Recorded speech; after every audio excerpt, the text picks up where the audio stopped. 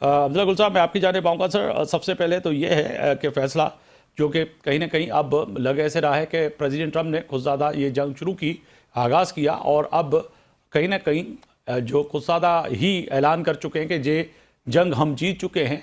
तो समझा जाए कि अब ये जीत का ऐलान जो 12 प्रेसिडेंट ट्रम्प कर रहे हैं, तो वो अचानक यही खबर देंगे कि हाँ जी, अब हम वापस जा रहे हैं, और वापस जाएंगे तो फिर इस खित्ते में यकीनी तौर पर जो ममालिक हैं, ख़ास तौर पर जहाँ जहाँ ईरान ने हमले किए हैं, या फिर अरब मुल्क, उनका क्या होगा, फिर ईरान का क्या होगा, और जो हलाकतें हुई उनका क्या होगा आलमी सतह पर। बिस्मिल्लाहिर्रहमानिर्रहीम। बहुत बहुत शुक्रिया, आपने मदद किया। और नाइला चौहान साहबा को भी बहुत सलाम। देखिए, जहाँ तक ताल्लुक है इस टाइम पे सूरत हाल का, कोई भी चीज कबल अज वक्त प्रिडिक्ट नहीं की जा सकती, क्योंकि जंगों में जाते तो आप अपनी मर्जी से हैं, आने का रास्ता आपके इख्तियार में नहीं होता, ये फिर वक्त ही तय कर पाता है।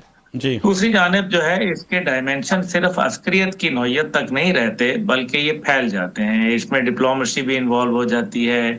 इसके अंदर खित्ते के अंदर नक्शे भी कभी कभी तब्दील हो जाते हैं, जो मुझे लग रहा है कि इस बार मशरिक वस्ता के नक्शे पे भी काफी हद तक तब्दीली आ सकती है। और तीसरी जानिब ज़ाहिर है इसके मुआशी असरात होते हैं, और फिर इसकी मईशत के असरात आलमी सतह तक पहुंच जाते हैं। फिर इसके ज़ाहिर है सिफारती मामलात भी खराब हो जाते हैं। तो ये एक स्ट्रेटेजिक नौयत के भी इसमें खराबियां पैदा हो जाती हैं। तो ये एक बहुत ही खतरनाक सूरत हाल बन गई है। और लगता यह है कि अभी जो सूरत हाल है उसके अंदर सबसे अहम बात वो यही है कि अब किस तरफ खड़े हैं।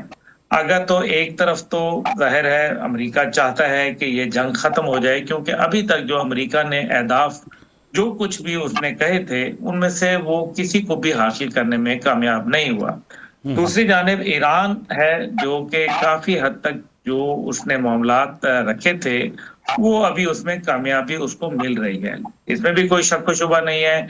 ईरान एक ज़ाहिर है कम वसाइल वाला छोटा मुल्क है, उसके पास टेक्नोलॉजी का मसला है, लेकिन वो एक रेज़िलियंस दिखा रहे हैं, और वो एक रेज़िलिएंट कौम के तौर पर खड़े हो गए हैं। अब अगर वो खड़े हो गए हैं तो ज़ाहिर है तारीख के अंदर तो ऐसा कोई मिसाल नहीं मिलती जहां एक कौम को किसी फौज ने हरा दिया हो, खास तौर पे सिर्फ और सिर्फ फजाई बमबारी करके। माजी में जितना भी अमेरिका ने कोशिश की फजाई बमबारी के जरिए जिस जिस मुल्क पे भी किए, उसके ऊपर नतायज उसके बरक्स निकले। बहरहाल देखना यह है कि जी। अब क्या होता है।